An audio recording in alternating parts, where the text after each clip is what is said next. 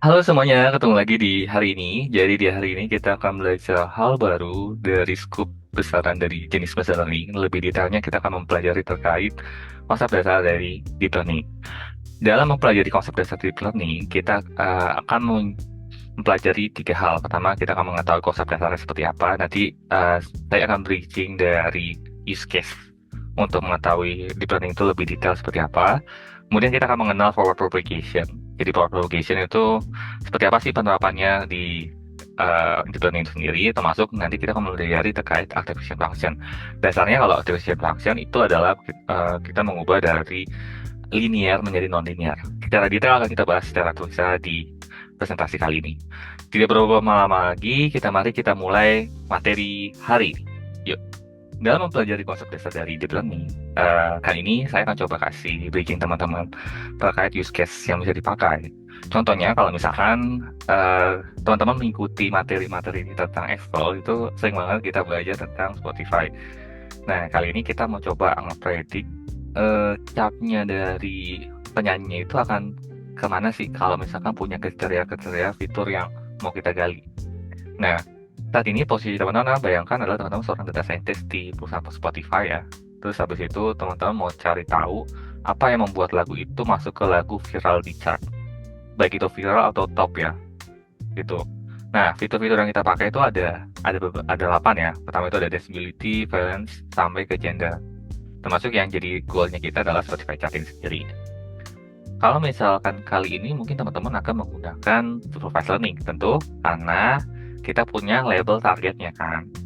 Nah, biasanya yang kita gali dari supervised learning adalah kita melihat hubungan antara fitur dengan uh, targetnya. Jadi hubungannya seperti apa sih? Baik kayak misalkan gender ke Spotify chat itu ada ngaruh nggak? Terus liveness sama Spotify chart itu ngaruh atau enggak? Jadi itu lebih melihat hubungan antara fitur dengan targetnya.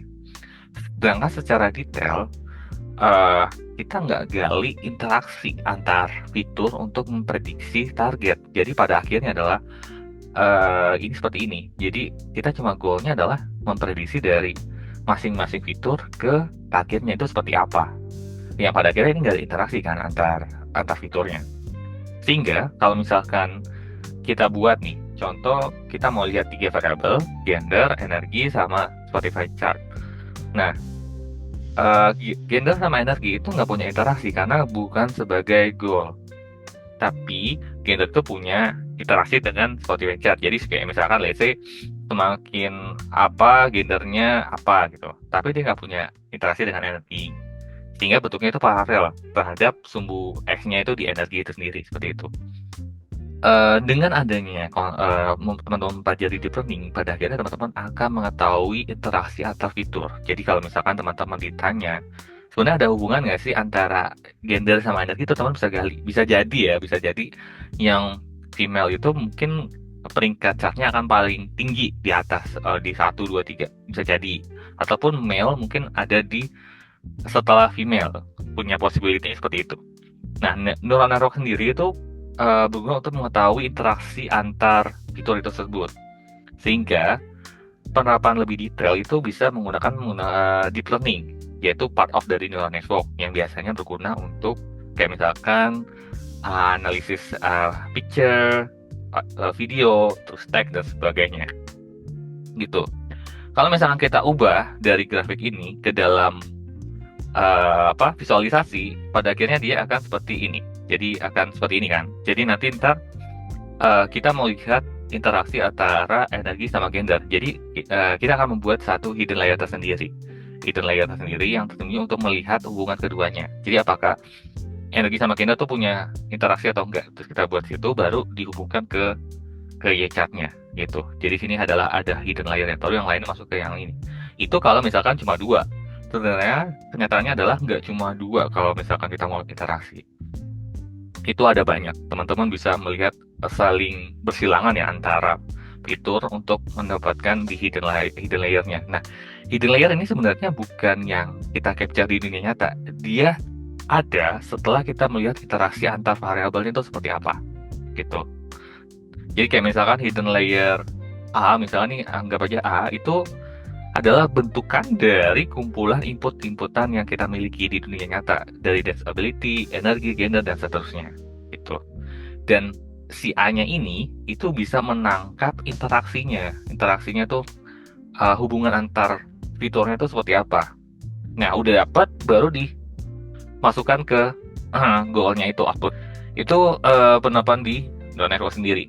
Coba gali contohnya di forward propagation. Forward propagation tuh dari input ke output ya, bergeraknya maju.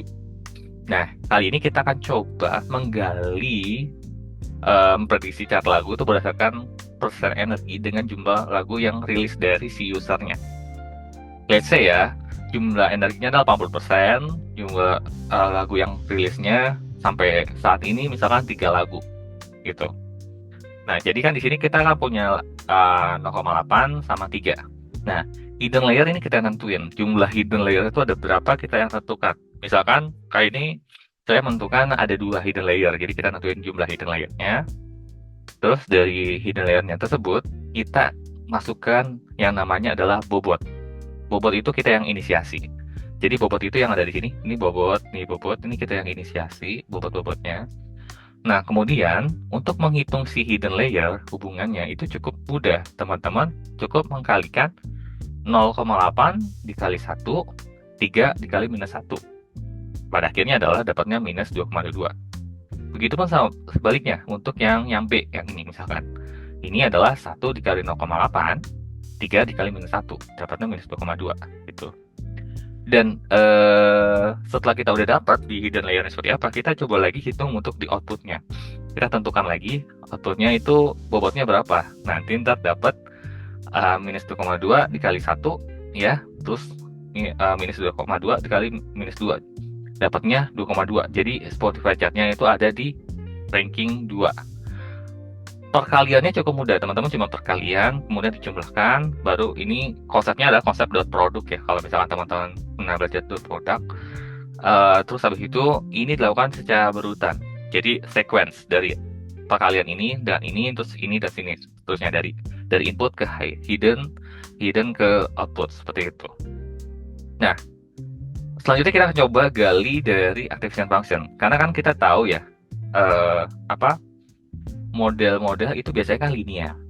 Kalau misalkan kita punya dua label target antara X sama lingkaran, kita mau belah mungkin dengan linear udah selesai. Bayangkan kalau misalkan datanya tersebar, jadi yang bulat-bulatnya itu mengelilingi si X, kan nggak mungkin kita pakai linear kan. Kalau linear mungkin kayak gini doang kan, garis gitu. Sedangkan masih ada yang diprediksi salah, makanya kita mengenal namanya nonlinear function. Nah, di nonlinear function itu ada beberapa formula yang bisa teman-teman gunakan. Ini contohnya kondisi nonlinear, jadi datanya tersebar, terus kita mau coba prediksi kalau linear ini kayak gini, terus ya nonlinearnya kita coba untuk mengambil capture semua yang mau kita gali. Misalkan kita mau memisahkan antara X dengan lingkaran, ya udah kita bikin garis line. Nah, rumus-rumus formulanya ini ada beberapa, ada sigmoid, tanha, relu, dan seterusnya gitu. Jadi dia akan mengconvert dari linear modelnya menjadi non-linear model. Contohnya kalau misalkan kita mau pakai tanha, let's say tanha diterapkan ke rumus yang forward propagation tadi. Caranya cukup mudah, teman-teman, cuma nentuin misalkan di hidden layer kita mau nambahin activation function, ya udah kita cukup menambahkan tanha di perhitungan dot product yang udah kita lakukan. Nah, jadinya tanha dari minus 2,2, terus tanha dari minus 2,2, terus nanti dilakukan hal yang sama seperti itu. Gitu. Itu konsep dasar dari kaitannya sama deep learning. Jadi itu kita baru lihat dari scope luas, overview. Kita belum secara matematis untuk menggalinya. Hopefully teman-teman mengerti terkait deep learning itu sendiri seperti apa. Di next week kita akan coba belajar hal baru terkait bagaimana menggunakan OpenAI di kehidupan kita sehari-hari. Kita akan coba gali secara detail gimana sih cara menggunakan OpenAI itu sendiri gitu. Oke, terima kasih teman-teman. Sampai jumpa di episode selanjutnya. See ya!